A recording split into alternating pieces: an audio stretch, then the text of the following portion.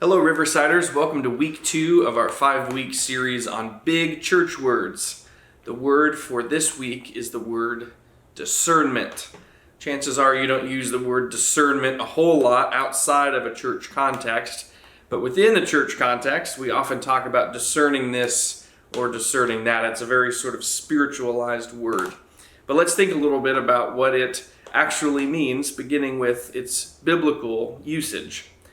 Now, throughout your English translations of the Bible, many different New Testament Greek words might be translated to discern. And these words in Greek range from to examine, to distinguish, or even to refer to a stroke of insight, a moment of understanding, a kind of eureka moment.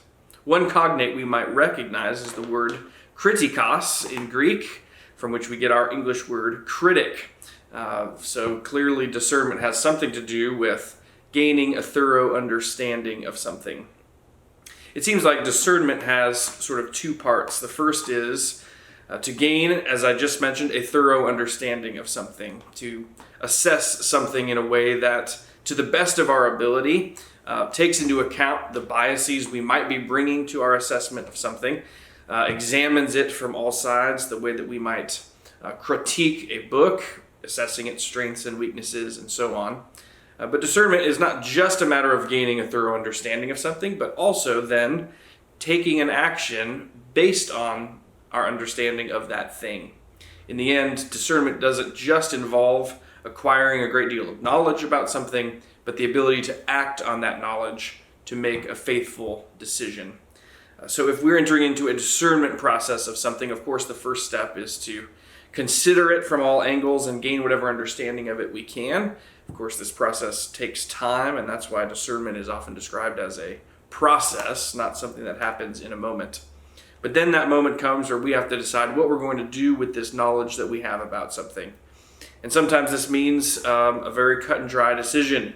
Perhaps we choose to associate with a certain person or cause, or disassociate with a certain person or cause based on our understanding of that person or cause.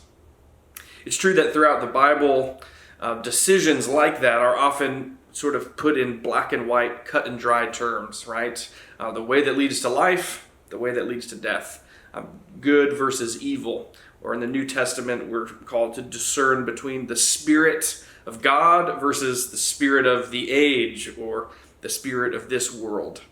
So it is true that broadly speaking, discernment has to do with sort of discerning the right over and against the wrong. But it's also true that sometimes the decisions that we make in our lives aren't so cut and dry and aren't necessarily so black and white. Oftentimes people will talk about a hard decision that they're wrestling with, and they think that God would have them do one thing and God would not have them then do the other thing. But it may not be immediately clear to them which they should do, whether it's take this job or that job, for example. And it's worth noting that if an obvious decision doesn't immediately emerge from that discernment, a sort of obvious black and white, then it may not, in fact, be that God has only one in mind over and against the other. It may be that either decision we make can become the will of God insofar as we're faithful to God after we make that decision.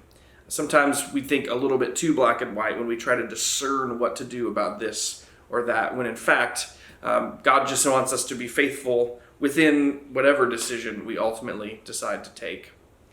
There's many discernment processes that have been developed throughout Christian tradition and history that can often be helpful to us as we think about how to make a faithful decision at a certain point in our life. So much more can be explored about discernment. Indeed, it is a bit of a process, but in the end, God's Spirit is the one who equips us to make a decision ultimately that is faithful to God's will for our lives. So discernment is a big word. I hope that's helped you gain some understanding of its biblical roots, and I invite you now to have a conversation about your understanding of discernment and how discernment works in your life. Thanks for joining us today.